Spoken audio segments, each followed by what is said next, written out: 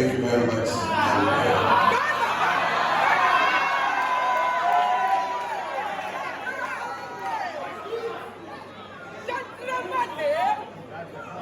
very happy to be giving this platform to contribute my perspectives about the theme that has been selected and has just been read to us.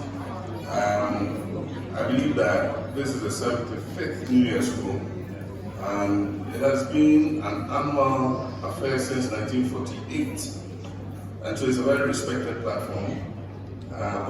It's older than our university. I'm an alumnus of the University of Ghana, and the university is older than this university of ours, and so to have been given the opportunity is something that I'm very grateful for. I hope that we would have had some other of my colleagues. I was told it was a flag bearer session, and so it would have given us the opportunity to cross-fertilize ideas and be able to actually assess what the visions that each of us has for the country going into the future is. Unfortunately, I turned out to be the lonesome one.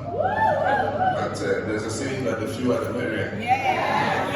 It gives me more time to interact with you. And so I'll just go through my speech, and then after that I'll be available to take any questions or suggestions that you might have. As a student of history and one who was trained by this truly distinguished university, I have an eternal interest in the evolution of mankind and the development of human societies over time. The earliest man to survive adapted to his surroundings. He utilized the resources in his environment and the elements to address his needs and his family's survival. For centuries, man has evolved and adapted his needs to his environment.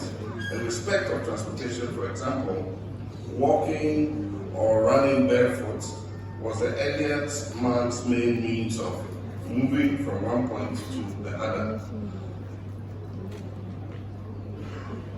Over time, man used animals like donkeys, horses, and camels as another means of transportation. Now we have vehicles, we have aeroplanes, we have boats, we have ships, we even have submarines, and these days we can talk confidently about space travel and even space tourism, people who just go out to space for the curiosity of it. There's no telling what the future holds for mankind, but whatever it is, we need to ensure that it's one that does not only benefit humanity, but is also ethically compliant to our societies. And this is why year by year we need to meet to engage with academia, with industry, government, traditional and religious leaders and other stakeholders to discuss where we are at as a society and where we want to be in the future. Your theme, nurturing resilience, adopting technology, and embracing humanism for sustainable development is one that I consider particularly relevant as we navigate the challenges of the 21st century and work towards building a better future for our beloved nation, Ghana.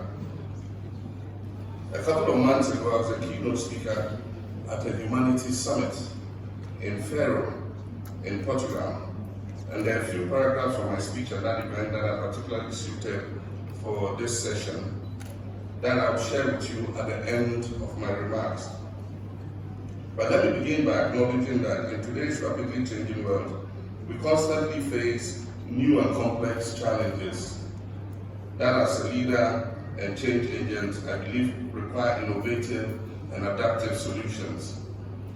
The COVID-19 pandemic, for example, highlights the importance of resilience in the face of adversity and the role of technology in finding solutions to these challenges. And this is why we must adopt technology as a tool for sustainable development and embrace humanism as a guiding principle for our actions. Technology is transforming societies and economies, and the evidence is before us all in our daily lives and at work. Ghana, our dear nation, must harness that potential to drive its sustainable development. Technology can improve efficiency, productivity, and access to essential services, from agriculture to healthcare, to education, to transport and infrastructure.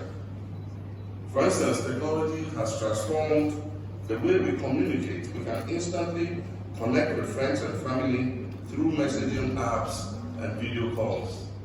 Not too long ago, this did not used to be the case. For those of you who are as old as me, you remember that if you had to speak to a relative abroad, you had to go to the high street. For those who knows high street, in Accra. And there was a P&T facility there. P&T is Post and Telecommunications. And you had to sit on a bench, give the number, and then they'll call your name. Abigail, booth 1. And then you go into booth 1. And those of us sitting on the bench could hear them talking. But we say, yeah, Abigail. And I don't pass over so much, and I never buy and we can't imagine how far we've come. For instance, technology has transformed the way we communicate, and so now we can use different kinds of apps, WhatsApp, and other video call facilities. It is incredible how technology has brought us closer together, and even when we are physically apart. In terms of education, technology has opened up a world of possibilities. We have access to online courses, digital libraries, and educational resources that allow us to learn at our own pace and explore new subjects. When I wrote this paragraph, I remembered my time in this university and Bound Library, when we were giving homework, where we went to sit there and physically thumb through the volumes and look for the particular volume with which to do your homework. Our kids now today have all the kinds of search engines, Google and things. They just have to put a suggestion of whatever the word is, and it will give them a whole wealth of information to be able to do their homework. It has made education more inclusive and flexible, breaking down barriers and providing opportunities for lifelong learning. When it comes to healthcare, technology has revolutionized the industry with advanced medical devices and treatments that have improved the quality of life of humanity in general. Telemedicine has made healthcare more accessible, allowing patients to consult with specialist doctors from remote locations, especially in areas with limited medical facilities. Technology has also made our daily lives more convenient. Technology has simplified many aspects of our lives, from smart home devices that automate tasks to mobile apps that help us manage our schedules. And a few weeks ago, I was reading a story about a guy who had bought a smart house. And the house does everything for you, including taking care of your security. And so the first day he slept in it, he didn't notice that the previous owner had set the house to secure at a certain time. So at that time, shutters came and shut all the doors and everything so that nobody could get in. And he was shutting until the following morning. He couldn't get out of the house. And he had to call the previous owner and ask him, how do you readjust the security features? And so they showed him, and then he now keyed in his customized security hour and all that kind of thing. We can order groceries online, control our home appliances with a tap, and even track our fitness goals with wearable devices. In the entertainment world, technology has given us a plethora of options. We can stream movies and TV shows, listen to music on demand, and play immersive video games. Virtual and augmented reality has taken our entertainment experiences to new heights, allowing us to explore virtual worlds and engage with interactive content. Of course, using technology responsibly and being mindful of its impact is important. But overall, it is clear that technology has greatly improved our lives by enhancing communications, education, healthcare, transport, convenience, and entertainment. Thinking about how technology will continue to shape our future and bring even more positive changes is an exciting prospect. It's absolutely necessary, therefore, to invest in digital infrastructure, promote innovation, and ensure all citizens can access technology to bridge the digital divide and create a more inclusive and equitable society. Currently, we see that divide between advanced countries and developing countries, and within developing countries, we see that divide between urban and rural. There are places where have gone to campaign in this country, and you can barely get a signal on your mobile phone to even make a voice call, not to talk about download anything with your data. And so we need to bridge that divide so that anywhere in this country you are part of the digital revolution. Mindful of this, I've already announced the NDC's plan to launch, inshallah, a 3 billion ICT program that will leverage 5G technology to propel communications and support other national priorities in education, health, agriculture, petroleum, and power when we return to government early next year.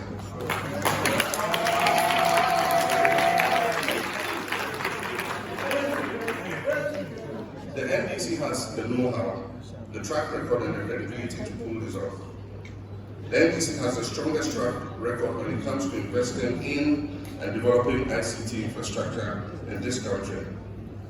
The NDC's efforts have led the most successful rollout and adoption of ICT in Ghana compared to any other government in the history of our country. It all began in the early years when Ghana and South Africa took the lead on the continent in unbundling of our traditional state-owned post and telecommunications corporation and inviting private sector participation in the telecommunications and ICT space. And I had the honor and privilege of being part of this process because I was the deputy minister at the time, and eventually I became the Minister of Communications during this period. This allowed for introduction of mobile telephony, and for those of you who saw those first mobile telephones, they were as big as a tuber of yam. And the mantra, you had to get the person you were talking to know that you were not speaking with a traditional fixed telephone. And so the mantra was speaking about thing and America saying, okay, some of you are as old as we. And so it allowed for the introduction of mobile telephony based on GSM and CDMA frequencies. We also set up the National Communications Authority, which is the current regulator for the sector, and I was privileged to be the second acting chairman of that authority after the Honorable Echols Gabriel. We introduced the GIFEC, which has been a very important fund for funding underserved areas in terms of spreading telecommunications. We oversaw the convergence of voice and data, and we supervised and negotiated Ghana Telecom's investment in the first submarine cable for high-speed connectivity for Africa, between Africa and the rest of the world. We created a competitive environment for telecommunications with 5 operators competing in quality and price with each other to the benefit of the consumer. The NDC's impressive record spans from digital infrastructure to digital applications for everyday life. And some of our offerings in digital infrastructure include a 900-kilometer long fiber network that I had the privilege of commissioning when I was president, that runs through 6 regions, 20 districts, and over 120 communities from the Greater Accra region to the Upper East region. To date, this remains the only state-owned fiber network in Ghana. Another 300 kilometers radius metro fiber network with a capacity to offer Wi-Fi and other ICT services to the public and institutions. An LTE network anchored by 119 base stations across the country. We also built the largest and most modern Tier 3 600 rack space data center in West Africa, with 45 rack space backup facility based at the University of Science and Technology. We also established Ghana's first Grade A plug-and-play ICT facility, which is the Accra Digital Center, to cater to the needs of entities engaged in business process outsourcing and other ICT-related services. Today, it is the incubation hub for establishing businesses and startups, a preferred professional examination location, and an online passport application center. It serves thousands of Ghanaians every day, regardless of their location. Unfortunately, just today I read in the media that the center has been cut off the power grid for non-payment of electricity bills. We also financed and installed the massive DTT, which is the Digital Terrestrial Television System, and infrastructure currently in use, which has modernized and enhanced television and radio services in Ghana. And that's how come you have a multiplicity of radio, TV stations and radio stations and are spoiled for choice. We also invested $37 million in distance education ICT facilities for all the 10 distance education centers in the country. The University of Ghana benefited from its fair share of this investment. Ladies and gentlemen, we made further investments in digital applications to bring services closer to the Ghanaians and enhance their daily experiences. And one of the flagships in this effort was the multi-million-dollar e-transform project, which aimed to automate government's work to make it less cumbersome and more convenient. Under this project, important components like the e-justice system, that was the computerization of the courts, for those of you who remember, an e-procurement system, an e-parliament system, e-education system, e-government system, e-workspace, even e-immigration, were negotiated, piloted, and implemented to automate and improve public service delivery. Closely related to this was the e-commerce program, which focused mainly on automating and integrating digital applications in the public and private business processes to achieve greater effectiveness, timeliness, and service delivery. It had three major components: government to government, and then it had government to citizen, and then government to business. Under the government to government strand, we achieved 24/7 broadband internet access, web hosting, domain name registration for all government agencies, and enterprise document management systems for archiving, retrieving, perusing, and managing critical government documents. Under the government to citizen component, we initiated the e-services system to improve the quality of government services to citizens, limit human interventions, and in the process reduce opportunities for corruption to the barest minimum. To this end, the www.eservices.gov.gh platform was launched to offer a one-stop shop for all citizens to access government services, including online applications for passports, for birth certificates, for driver's license, for business registration, and police background checks. This platform has since been rechristened. It was the same platform has been rechristened the www.epay.gov.gh under this current government, and affords virtually the same services. Also importantly, we implemented the Ghana Integrated and Financial Management Information System. Most of you know it as a GIFMIS. And this is a digital budget management platform, which is currently the system still in use by the Ministry of Finance. I'd like to clarify that before we left office, we had gone very far in the rollout of a national identification system and what we currently call the Ghana card. We have passed the legislation for the Ghana card in the form of LI 2111. That made the Ghana card the only acceptable form of identification for any transaction or activity that required identification. We achieved factory acceptance for the system used for the capture and printing of cards as of December 2016. And it is this system that made it possible for the very first Ghana card to be printed and issued to President Akufo-Addo in September 2017, and I received mine after President Akufo-Addo in 2017. Before then, the National Identification Authority had collected data from 16 million people. They had loaded 9 million of these records into the NIA database.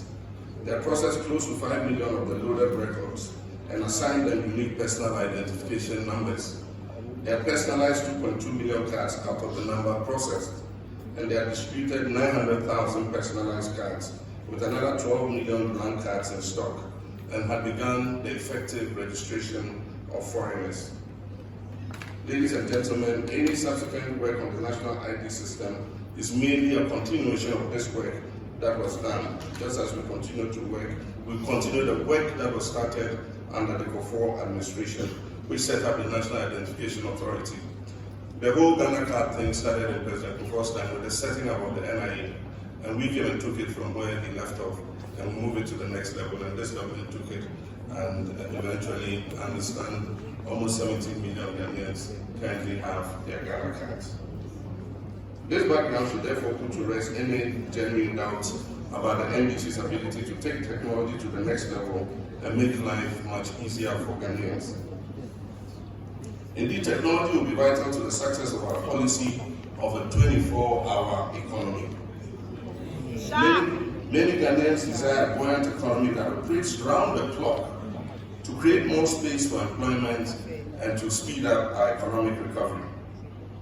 Ultimately, we aim to produce globally competitive human resources who will form the bedrock of our effort to transform our economy from its current shape to one driven by cutting-edge technology and innovation. We must embrace this innovation, including the current rollout of artificial intelligence. And I'll just tell you a joke. I was invited to the CEO Summit, and one of the CEOs was there, but he wanted to show the benefit of AI. And so he had written his speech, and he had caused an image of him to read out the speech. And if you just saw it on the screen, it was like him sitting there and actually talking to you. And so AI read his speech for him. And so the next time I met him, it was the CEO Summit at the India cocktail, and he was sitting not far from me. And then I asked him, I said, is this the AI version of you? And it's actually you. And he said, this time it's actually me. As we embrace technology, we must also prioritize the well-being and dignity of all our citizens. We must ensure that our progress is inclusive and sustainable and nurture resilience by balancing technological advancement and human values. We must not, in the feast of technology, forget that we are first and foremost human. And so we must not abandon our humanistic values. We must not lose sight of the importance of humanism in shaping our approach to development.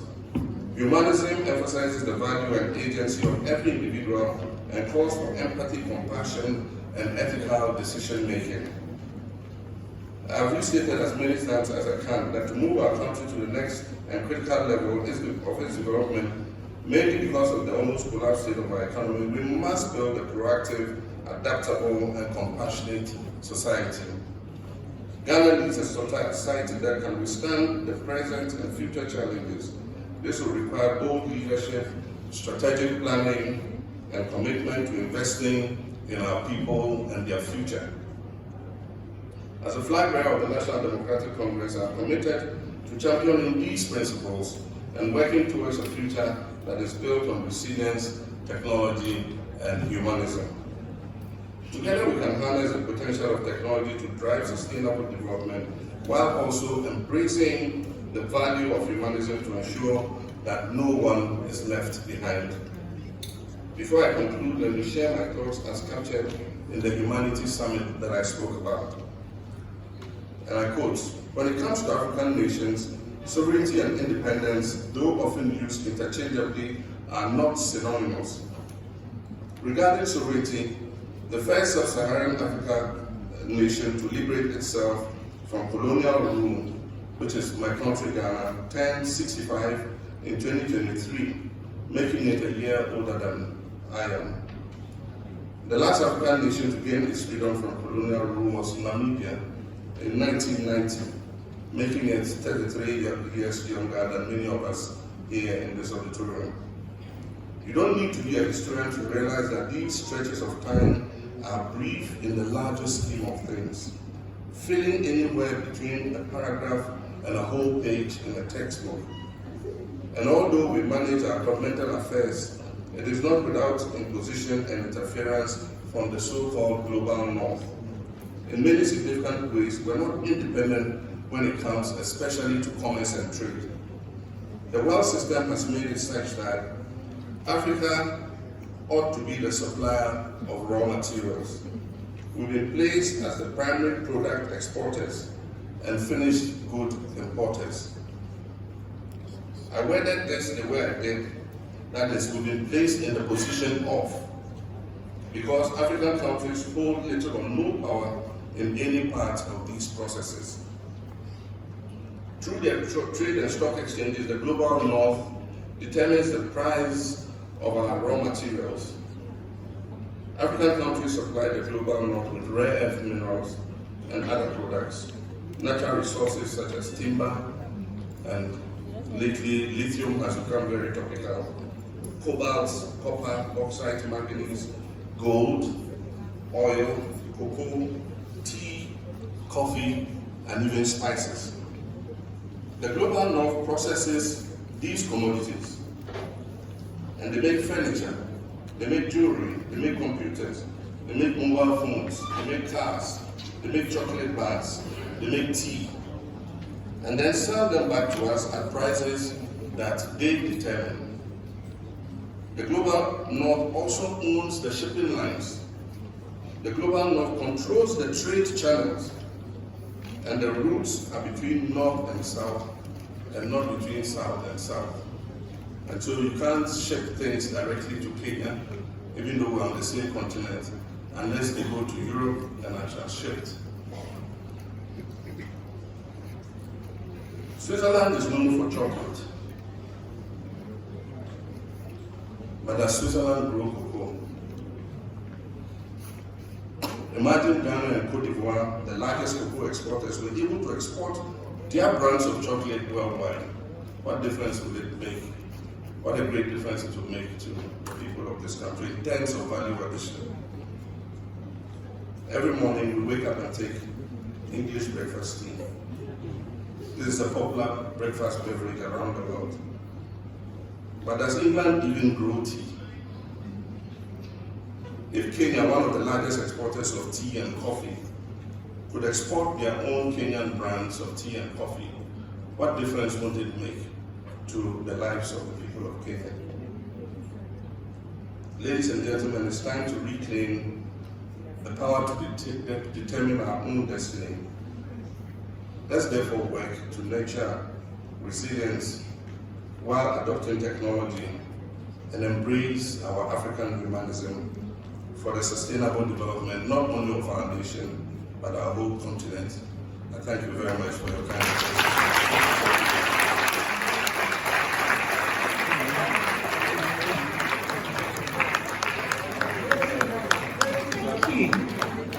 Thank you very much, Your Excellency. That was a great presentation.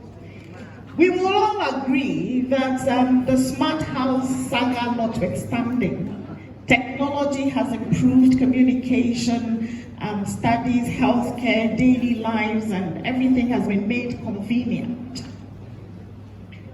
However, there is one question on my mind that I've been grappling with, and I would like to ask it. As I'm asking this question, I am asking interested persons who have questions to begin to line up in the aisles. We'll take one like that. Yes? So we will only recognize people who are standing in the aisle. Okay? Thank you very much.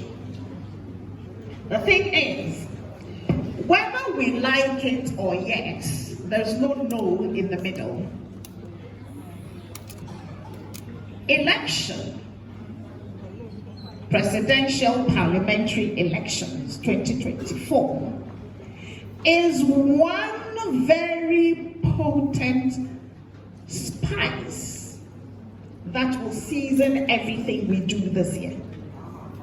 And so this is the opportunity for us to engage with the issues that are bothering us.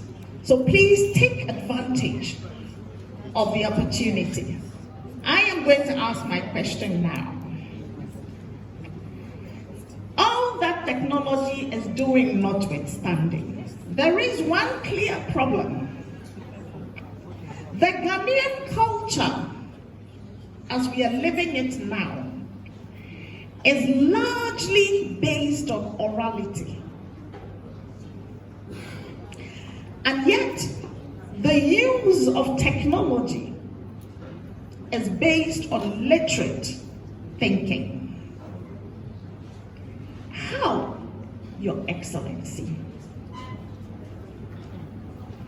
do you think we can bridge this gap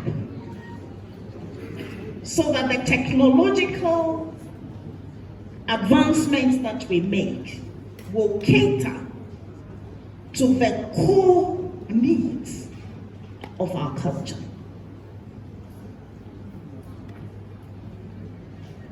Thank you. That's it. Active people ready to ask questions.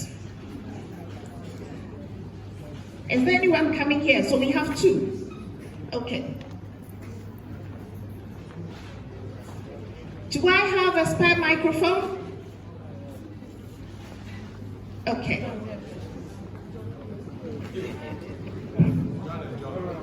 J&J. I dare for you. So he will start with mine while we sort out the arrangements in the